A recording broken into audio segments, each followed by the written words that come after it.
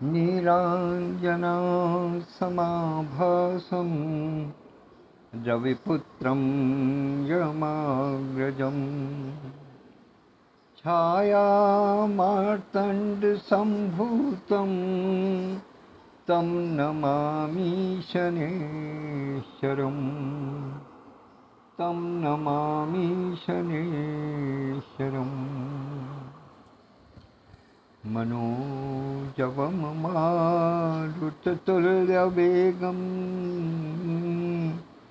जितेन्द्रियं बुद्धिमतां वरिष्ठं वातात्मजं वानरयूथमुख्यं श्रीरामदूतं शरणं प्रपद्ये श्रीरामदूतं शरणं प्रपद्ये। सूर्यपुत्र शनिदेव और सूर्य शिष्य श्री हनुमान जी के चरणों में सादर प्रणाम निवेदित करते हुए इस भैया जी वाच के इस अंक का, जिसने आजकल क्रमशः भरत चरित्र चल रहा है, ताता स्मरणीय गोस्वामी तुलसीदास जी के द्वारा रचित रामचरितमानस के अनुसार उस हृदयांगन बीथिका पटल पर मैं आप सबका स्वागत करता हूँ। प्रभु से प्रार्थना है, माता शारदे से अनुरोध है कि मेरी बुद्धि, वाणी, कंठ में विराजमान होकर मुझे इतनी शक्ति प्रदान करें कि मैं इस सुखद कार्य को समापन की ओर ले जा सकूं। आइए सबसे पहले प्रणाम करते हैं हृदयांगन साहित्यिक, सामाजिक, सांस्कृतिक और आध्यात्मिक संस्था के प्रमुख संरक्षक परमादरणीय आचार्य श्री कृष्ण द्विवेदी जी के चरण स्पर्श करते हुए उनसे आशीर्वाद की आकांक्षा रखता हूँ। तत्पश्चात अभिवादन की श्रृंखला में स्मरण करता हूँ संस्था के संस्थापक व राष्ट्रीय महासचिव आदरणीय श्री विधुभूषण द्विवेदी जी को, संस्था के राष्ट्रीय अध्यक्ष आदरणीय डॉक्टर विद्युत प्रभा चतुर्वेदी मंजू जी को, हृदयांगन बीथिका नामक पटल को मूर्त रूप प्रदान करने वाले आदरणीय श्री हरिवाणी जी को, संरक्षक मंडल के सभी सदस्यगणों को, समिति के तमाम पदाधिकारियों को और हृदयांगन परिवार के सभी परिजनों को यथा योग्य अभिवादन प्रस्तुत करता हूँ और इस समय उपस्थित होने के लिए वीरगंज नेपाल की धरती से बहन जानकी गोस्वामी जी को सादर आभार व्यक्त करता हूँ। उनकी उपस्थिति के लिए सादर प्रणाम करता हूँ उनको। आइए भरत चरित्र में आगे बढ़ते हैं। जैसा आप सब जानते हैं कि प्रथा ये है कि पहले दिन जिस दोहे पर समापन किया था, जहाँ विश्राम दिया था, वहीं से आगे बढ़ते हैं ताकि ये क्रम बना रहे और किसी बात को समझने में, किसी को विस्तार देने में किसी प्रकार की कोई परेशानी न हो। कल हम अयोध्या कांड के 248वें दोहे पर थे, वहीं से प्रारंभ करते हैं। धर्म से तू करुणायतन कस न कहू वस राम, लोग दुखित दिन दुई दरस देखी लेहूं वे शाम। जब प्रभु श्री राम ने गुरु वशिष्ठ जी से विनती पूर्वक ये कहा कि गुरुदेव, आप सब लोग, पूरा समाज यहाँ वन की विषमताओं को झेलते हुए कष्ट पा रहा है, यहाँ न किसी प्रकार की भोजन की व्यवस्था है, न किसी को भरपेट भोजन मिल पा रहा है, न यहाँ पर किसी प्रकार की सुविधा है, तो उन सुविधाओं से दूर मैं चाहता हूँ कि अब आप सब लोग अपने अपने घरों के लिए प्रस्थान करें, अपने अपने निज निवास की ओर, मूल निवास की ओर प्रस्थान करें। तब गुरुदेव वशिष्ठ जी ने प्रभु श्री राम से क्या कहा कि धर्म सेतु करुणायतन कस न कहू असरा, कि हे राम तुम धर्म धुरंधर हो, तुम धर्म के सेतु हो, अर्थात धर्म के, मनुष्य के और धर्म के बीच में तुम एक सेतु का काम करते हो, अर्थात तुमको स्मरण करने वाला ही धार्मिक हो जाता है। तुम एक, जैसे नदी के दो पाटों के बीच में सेतु होता है, एक मानव, एक तट पर मानव है और दूसरे तट पर धर्म है, दोनों एक दूसरे से बिल्कुल अलग हैं, बीच में इस मायावी संसार की जलधारा बह रही है, लेकिन तुम्हारा नाम, तुम स्वयं एक धर्म के सेतु के रूप में कार्य करते हैं, अर्थात मनुष्य के मन में धर्म तक पहुंचाने वाले जो कारण हैं वो आप हैं, आप करुणायतन हैं, आप करुणा करके सबको धर्म तक पहुंचाने वाले हैं। इसलिए, और तुम दया के भी धाम हो, तुम्हारे अंदर दया भी बहुत है, इसलिए तुम अगर ऐसा सोच रहे हो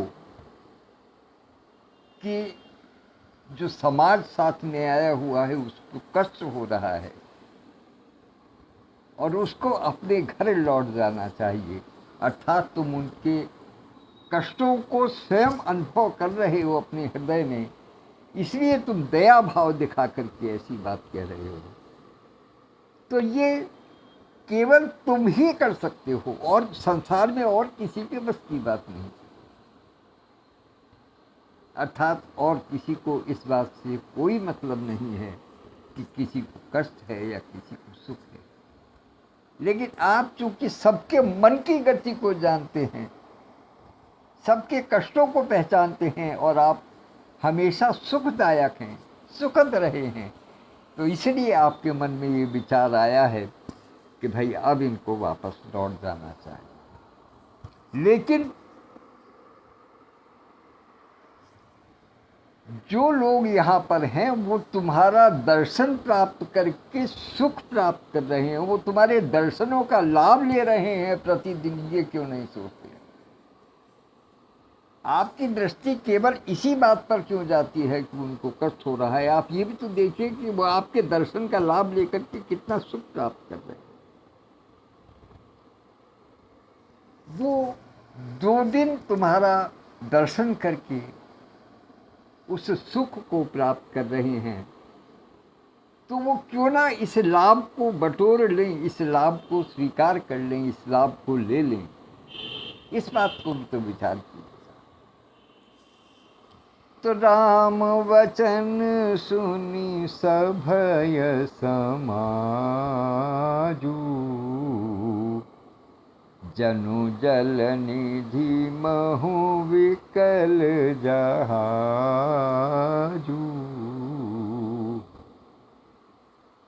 राम वचन सुनी सभय समाजू, सारा जो समाज था जो वहाँ पर चित्रकूट में उपस्थित था, जो भरत जी के साथ में आया था अयोध्या से, वो राम वचन सुनी सभय अर्थात भय से कांपने लगा, उसको भय हो गया। क्यों? क्योंकि प्रभु श्री राम की इच्छा को, उनके वचन को अवहेलना करने की साहस किसी में नहीं हो सकती। उनके वचनों की अवहेलना का साहस कोई नहीं कर सकता। इसलिए जो समाज आया था उसके हृदय में भय व्याप्त हो गया। किस बात का? कि अब हमें वापस जाना होगा। और जनु जल निधि महु विकल जहाजू, उन्हें ऐसा लगने लगा कि जैसे वो एक ऐसे जहाज पर सवार हैं, ऐसी नौका में सवार हैं जो कि तूफान के अंदर फंस गई जो डगमग हो रही, डोल रही है, हिचकोले खा रही है, भय के समुद्र में जो हिचकोले खा रही है, ऐसी नाव पर, ऐसी जहाज में सवार। सबको ऐसा लगने लगा। प्रभु श्री राम ने जैसे ही कहा कि अब आप वापस लौटने का विचार करें, तो सबके मन एकदम जैसे कंपित हो गए कि अरे ये क्या हुआ, ये तो सोचा ही नहीं था कि ऐसी भी बात हो सकती है, और इनकी बात को काटे कौन। किसी किसी की हिम्मत नहीं है जो इनकी बात को नकार सके या उसकी अवहेलना कर सके। लेकिन जैसे ही गुरु वशिष्ठ जी ने ये बात कही कि सब आपके दर्शन का लाभ ले रहे हैं, उनको कुछ लाभ ले लेने। ये क्यों भूल जाते हो प्रभु राम तुम कि सब तुम्हारे दर्शनों का लाभ ले रहे हैं। तो सुनि गुरु गिरा सुमंगल मूला, भयहु मनहु मारुतु अनुकूला। गुरु जी के वाचन सुनकर के गुरु जी ने जब इस बात का प्रतिकार किया है, जब राम जी को ये सुझाया कि भाई आपके दर्शन का लाभ ले रहे हैं, इनको कोई कष्ट नहीं है किसी प्रकार का, आप क्यों परेशान हो रहे हैं, आप दिक्कत में न माने।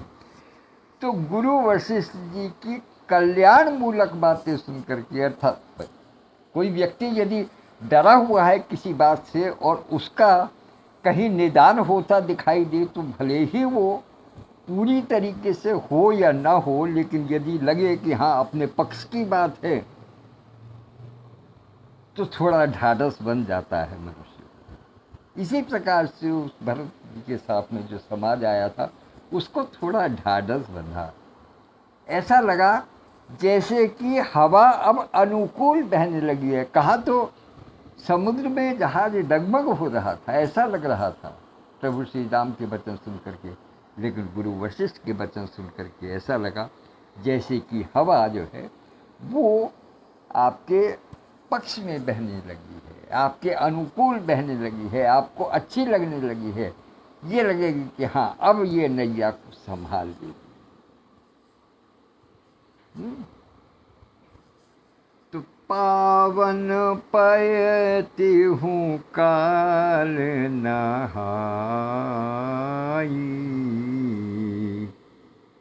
जो बिलो के अघ ओघ न साही। आदरणीय भाई तेजपाल गुप्ता जी जो कोषाध्यक्ष भी हैं और ज्योतिष सलाहकार भी हैं, वो और बहन वर्षा खन्ना जो कि संरक्षक हैं इस पटल पर, वो दोनों उपस्थित हो गए हैं। उन दोनों की उपस्थिति को भी सादर प्रणाम निवेदित करता हूँ। तो पावन पयति हूँ काल नहाई, जो बिलो की अघ ओघ न साई। मंगल मूरति लोचन भरी भरी, निरहि हरषि दंडवत करी करी। अब क्या स्थिति है जो भरत जी के साथ में जो समाज आया है, उसकी स्थिति क्या है कि पावन पयति हूँ काल नहाई। एक बहुत ही प्राचीन परंपरा है, हम सब ने सुना होगा, देखा होगा, और कुछों ने जो आध्यात्मिक पुस्तकें हैं उनको पढ़ करके देखा भी होगा कि एक संदर्भ आता है त्रिकाल संध्या का। त्रिकाल संध्या का मतलब ये कि तीनों काल जो मिलन काल हैं, जो संधि काल हैं, उसमें संध्या करने का, उसमें प्रभु के स्मरण करने का एक संदर्भ आता है। तो तीनों काल में पूजा करने का मतलब ये है कि जब भजन करना है, संध्या करनी है, तो निश्चित रूप से पवित्र होकर के की जाएगी। तो स्वाभाविक सी बात है। त्रिकाल संध्या वंदन का मतलब ये है कि तीनों समय स्नान करना होगा। तो वो बात बता कि सब लोग पयस्विनी नदी में, पयस्विनी पावन नदी के जल में तीनों समय स्नान करते हैं।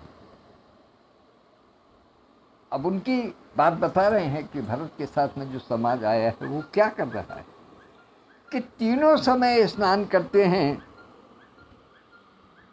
और जिनके दर्शन से पापों के समुद्र नष्ट हो जाते हैं और मंगल मूर्ति श्री राम जी को दंडवत प्रणाम कर करके उनके नेत्र भर भर के देखते हैं। मतलब ये कि तीनों समय वो समाज पवित्र पावन पयस्विनी नदी में स्नान करते हैं, त्रिकाल संध्या करते हैं और प्रभु श्री राम को दंडवत करके अपने भाग्य को सराहते हैं, अपने जन्म को जो है वो पवित्र मानते हैं, अपने जन्मों जन्मों के पापों को काट रहे हैं। क्योंकि प्रभु श्री राम का एक बार का दर्शन ही कोटि जन्मों के पापों को नाश कर देता है। तो प्रतिदिन त्रिकाल संध्या के समय में तीनों समय स्नान करके अपना पूजन वंदन करके प्रभु श्री राम को दंडवत प्रणाम कर रहे हैं, तो उनके पाप तो कट ही गए, निश्चित रूप से।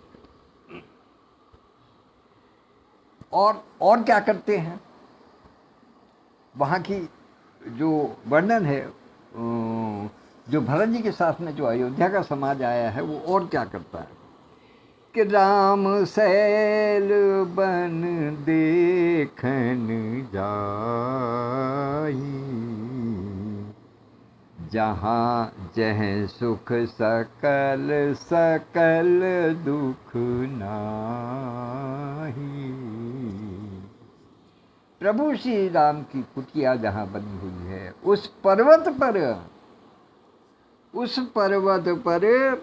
लोग बाग देखने के लिए जाते हैं, घूमने के लिए जाते हैं, अर्थात चारों तरफ की उसके वातावरण को अवलोकन के लिए पहुंचते हैं।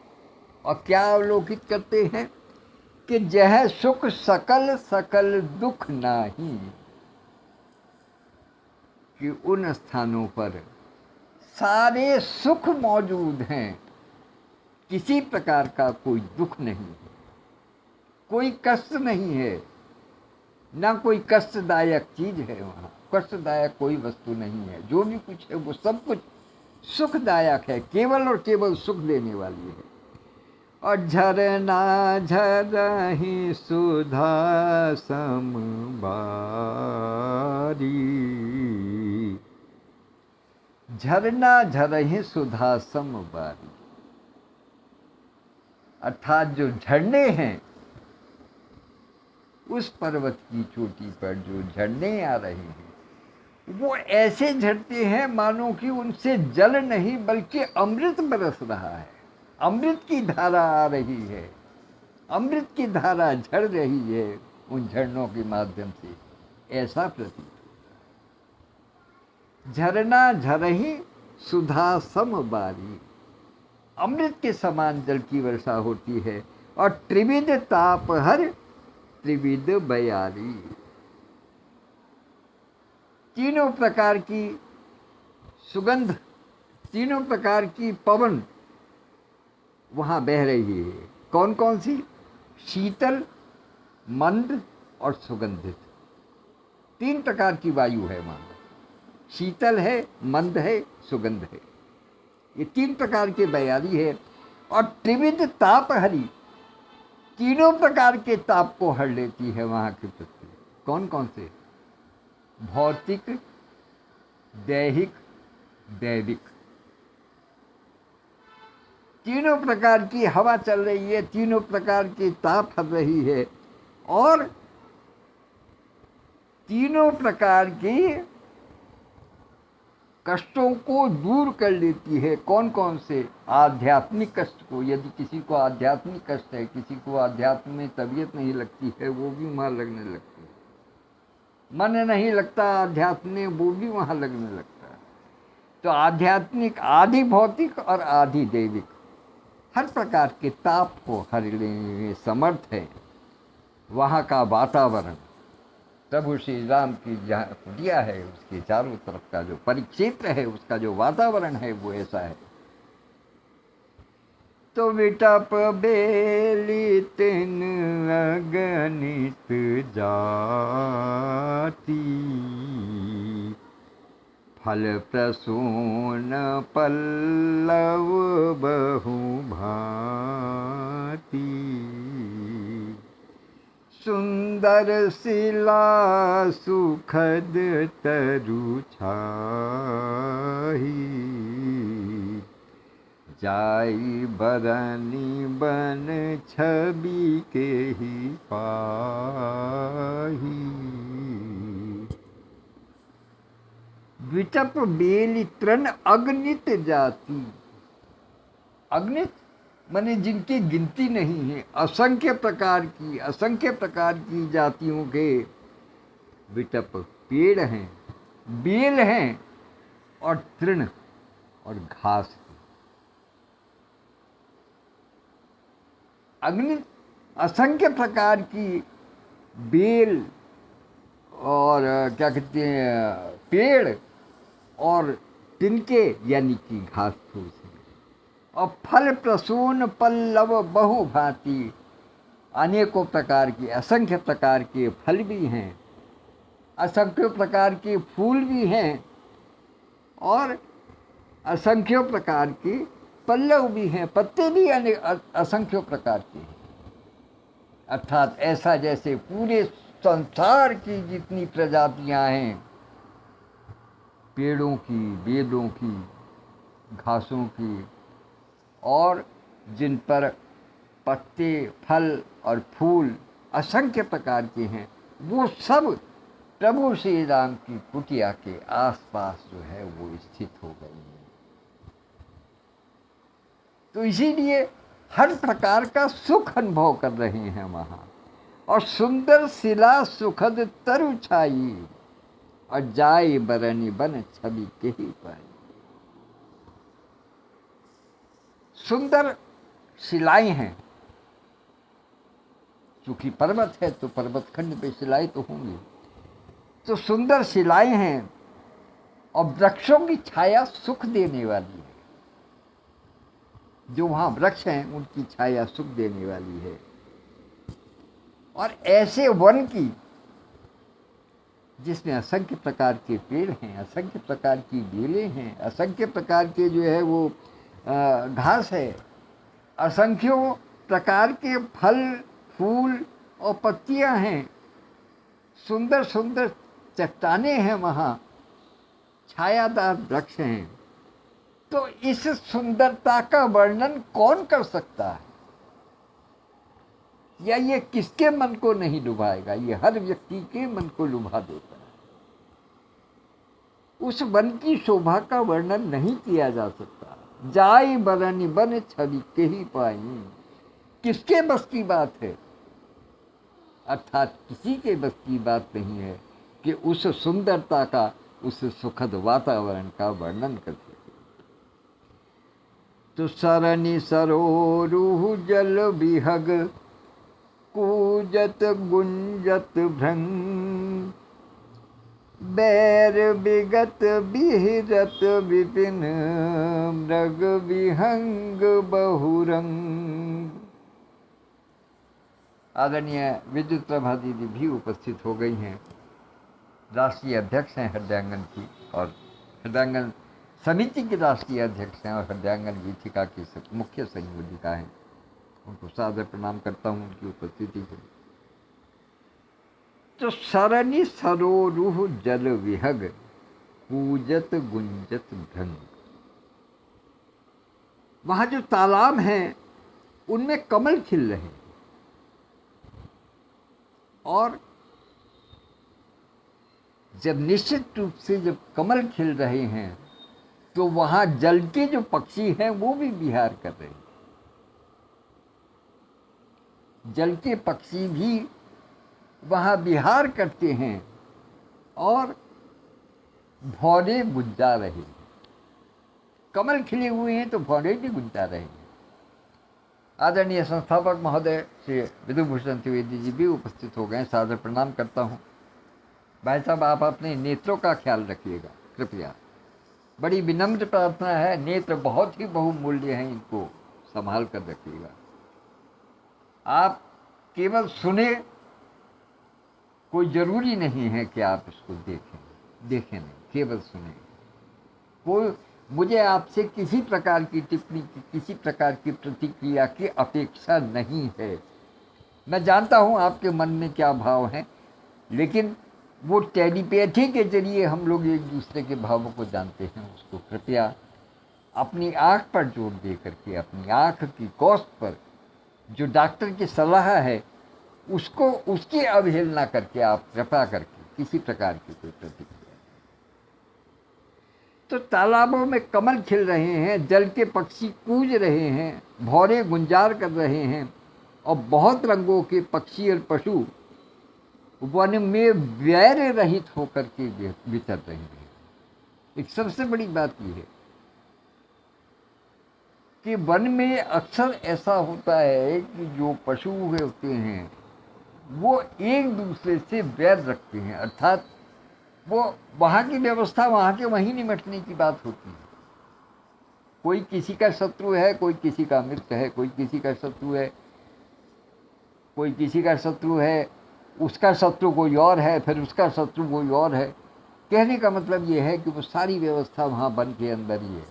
लेकिन प्रभु श्री राम के आश्रम के आसपास किसी प्रकार की कोई शत्रुता नहीं है, किसी पशु में नहीं है, किसी पक्षी में नहीं है। अर्थात शेर और बकरी एक घाट पर पानी खाते हैं। और उसके पीछे कारण क्या है?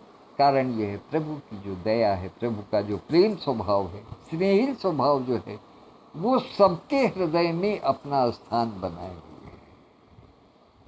उनको देख देख करके लोग अपने मूल स्वभाव छोड़ देते हैं, हिंसक प्रवृत्तियां छोड़ रहे हैं। ये केवल पशु पक्षियों की ही बात नहीं है, जो वहां वन की जो जनजातियां रहती हैं उनकी भी यही स्थिति है। क्योंकि वन में रहने वाली जनजातियां भी एक दूसरे को देख नहीं पाती हैं, एक दूसरे से के विरोध में खड़ी रहती हैं। लेकिन प्रभु श्री राम के आ जाने के कारण उनमें आपस में प्रेम भाव बढ़ गया। वही तो लीजिए, जिक्र किया और वनवासियों की बात आ गई कि कोल के रात भिल बनवासी,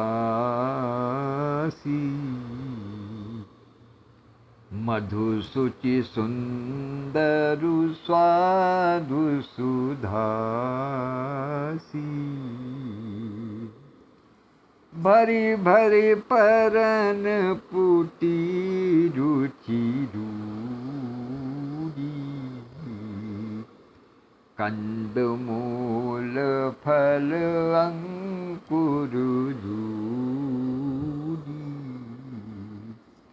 वन में मानवों की कौन कौन सी जातियां हैं? मुख्य रूप से कोल है, किरात है, भिल्ल है, यही जातियां हैं मुख्य रूप से, जो मनुष्य की जातियां हैं। पशु पक्षी तो भांति भांति के हैं, अनेकों प्रकार के हैं, लेकिन मनुष्यों की जातियां यही हैं मुख्य रूप से, कोल किरात भिल्ल। ये क्या कर रहे हैं? कहाँ ये सभ्य समाज के, शहरी समाज के जो मनुष्य होते हैं उनसे अपना वैर भाव रखते हैं। लेकिन प्रभु श्री राम के यहाँ आ जाने के कारण वो इस सारे समाज की सेवा में लगे हुए हैं। और सेवा भी कैसी कर रहे हैं कि पवित्र, सुंदर और अमृत के समान स्वादिष्ट मधु, मधु मतलब शहद, क्योंकि वन में तो और क्या है, वन में तो कंदमूल फल हैं या शहद है,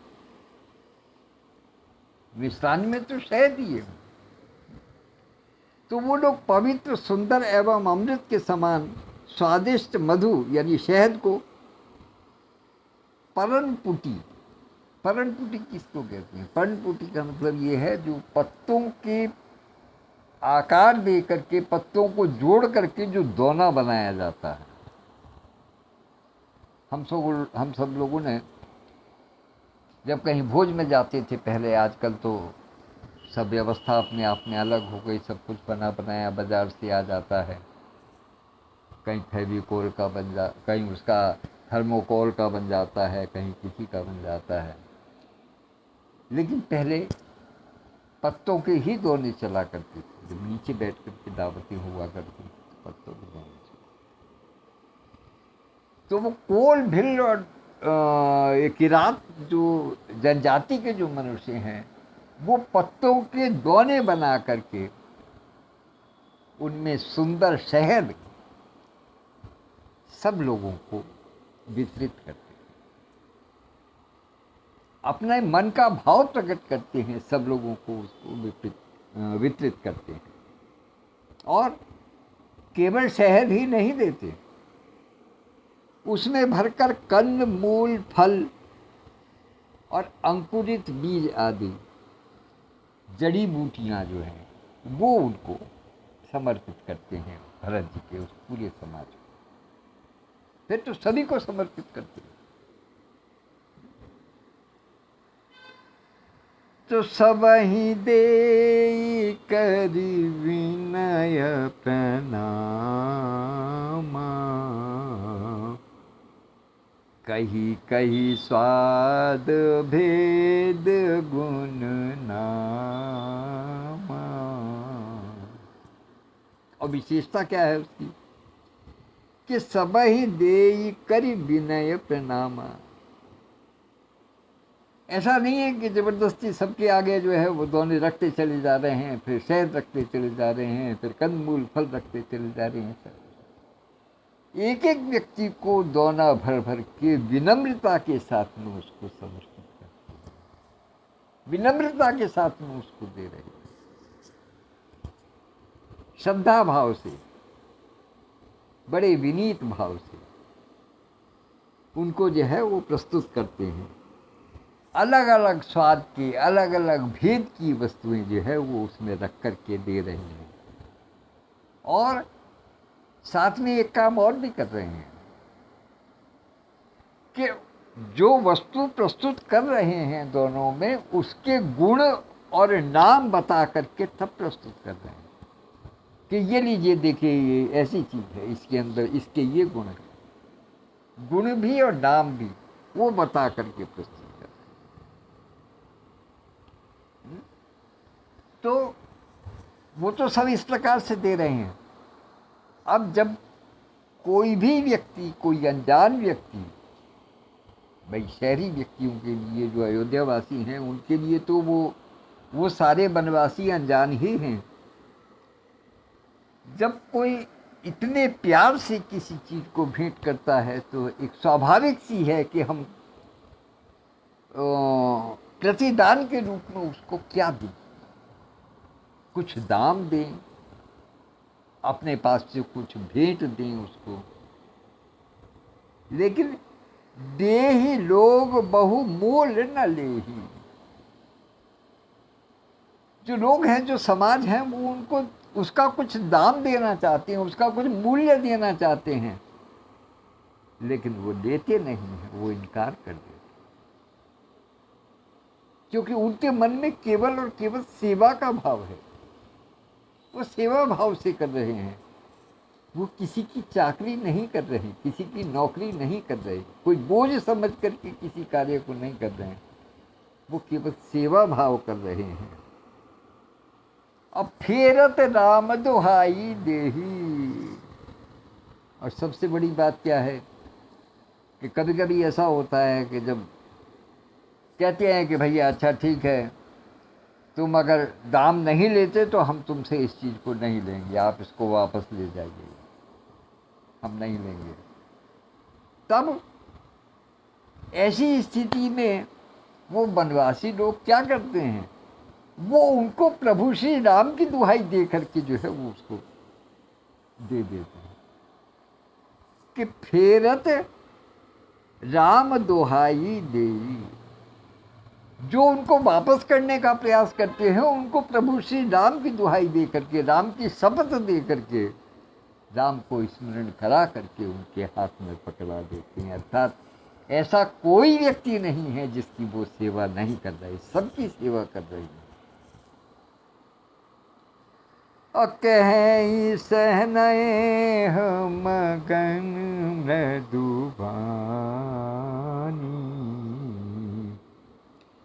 मानत साधु प्रेम पहचानी, तुम सुकृति हम नीच निषादा, पावा दरसु राम परसादा। कहीं स्नेह मगन मृदुवानी, मानत साधु प्रेम पहचानी। प्रेम में मगन होकर के वे जो बनवासी हैं वो कोमल वाणी में कहते हैं, क्या कहते हैं कि जो साधु लोग होते हैं, जो सज्जन लोग होते हैं, वो प्रेम को पहचान करके तब उसका सम्मान करते हैं। अर्थात जिनके मन में ये भाव होता है वापस करने का, या ये सोचते हैं कि चूंकि हम इसका कोई दाम नहीं दे रहे लिहाजा इसको हमें स्वीकार नहीं करना चाहिए, या हमें इनको कुछ प्रतिदान करना चाहिए इस केस में, तो वो कहते हैं कि नहीं, सज्जन लोग केवल प्रेम की पहचान से चीज़ों को स्वीकार करते हैं। बहुत कोमल वाणी में कहते हैं। क्या कहते हैं कि महाराज आप तो साधु हैं और आप हमारे प्रेम को देखिएगा, आप हमारी जाति मत देखिएगा, आप हमारे प्रेम को देखिएगा। दाम दे करके या वस्तु को लौटा करके हमारे प्रेम का निरादर मत कीजिएगा। वो जो बनवासी जीव है वो क्या कहते कि आप साधु हैं, आप बड़े हैं, आप उच्च कुल में हैं, लेकिन आप हमारे प्रेम को पहचान करके इसको स्वीकार कीजिएगा। हम प्रेम से आपको दे रहे हैं, आप दान मत दीजिएगा, इसको लौटाइएगा नहीं। इसको आप, यदि आप ऐसा करते हैं तो ऐसा लगेगा जैसे कि आपने हमारे प्रेम का तिरस्कार कर दिया। आप तो पुण्यात्मा हैं, बड़े लोग हैं, हम नीच निषाद हैं। साधु लोग तुम सुकृति हम नीच निषादा। आप तो पुण्यात्मा हैं, हम तो निषाद हैं, हमारी तो नीची जाति है, लेकिन हमारे आपकी क्या बराबरी हो सकती है? हम आपके कहाँ दर्शन करने के लायक थे?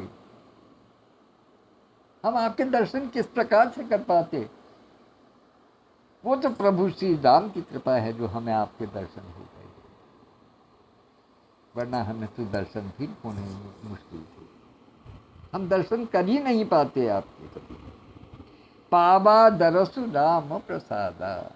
आपके दर्शन पाकर के ऐसा लग रहा है जैसे हमें प्रभु श्री राम के यहाँ होने का प्रसाद फल प्राप्त हो गया है। हम ही अगम अति दरस तुम्हारा, जसु मरुधरनी देव धुनि धारा। राम कृपाल निषाद निवाजा, परिजन प्रजहु चाहिए जस राजा। हम ही अगम अति दरस तुम्हारा। हमारे लिए आपका दर्शन अगम है, अति दुष्कर है। हम आपके दर्शन करने के योग्य नहीं थे। हमारे ऐसे भाग्य कहाँ जो हम आपके दर्शन पा रहे हैं। ऐसा लग रहा है कि जस मरु धरणी देवी धुनि धारा, मानो बंजर भूमि में, मरुभूमि में गंगा जी प्रकट हो गई, ऐसा लगता है। आपके दर्शन करके हमें ऐसा लगता है जैसे कि मरुस्थल में, रेगिस्तान में गंगा जी प्रकट हो गई हैं अनायास। हमें तो आपके दर्शन भी अति दुर्लभ हैं, अगम हैं। हम आपके दर्शन करने के भी योग्य नहीं। और राम कृपाल निषाद निवाजा।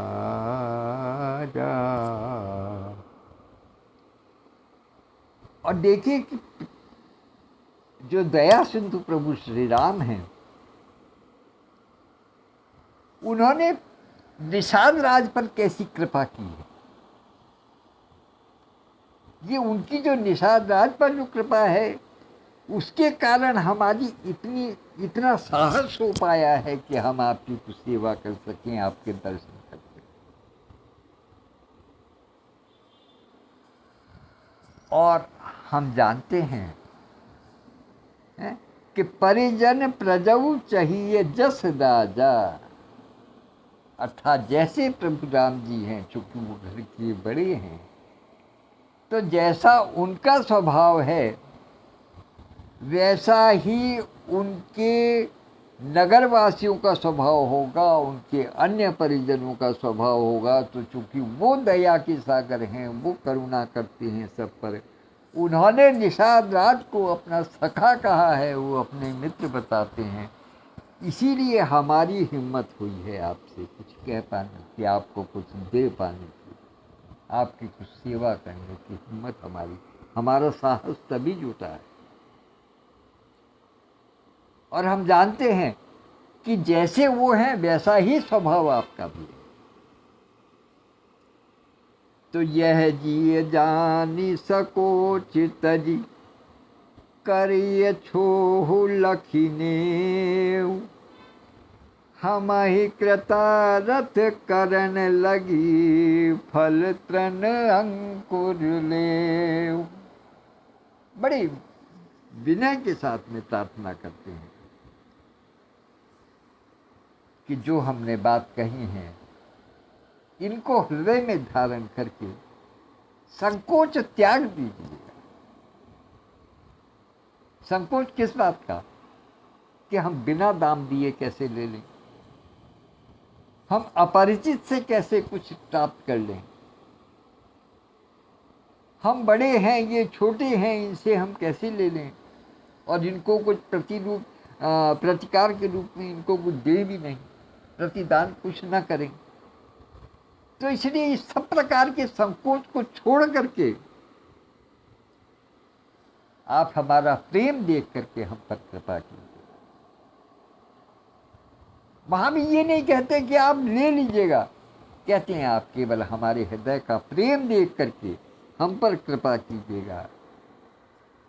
और हमको कृतार्थ करने के लिए हम ही कृतार्थ करन लगी, हमें कृतार्थ करने के लिए फल तृण अंकुर ले हो, तृण के समान, अर्थात बहुत ही सूक्ष्म जो फल और अंकुरित हैं, उनको आप ग्रहण कीजिए।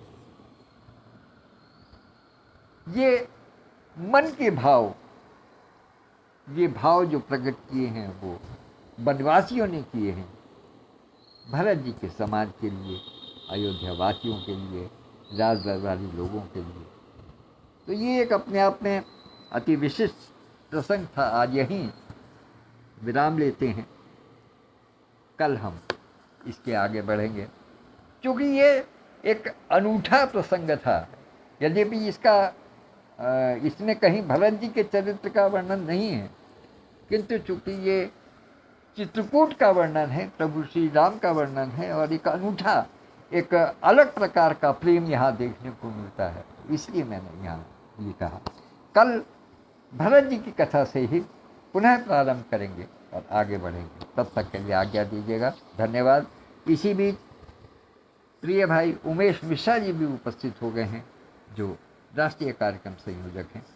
उनको भी सादर प्रणाम निवेदित करता हूँ, उनका स्वागत करता हूँ, आभार व्यक्त करता हूँ उनका उपस्थित होने के लिए, और इसी के साथ अपनी वाणी को विराम देता हूँ। धन्यवाद, नमस्कार। कल फिर मिलेंगे, कल भी 8 बजे ही भेंट होगी। तब तक के लिए आज्ञा। शुभ रात्रि।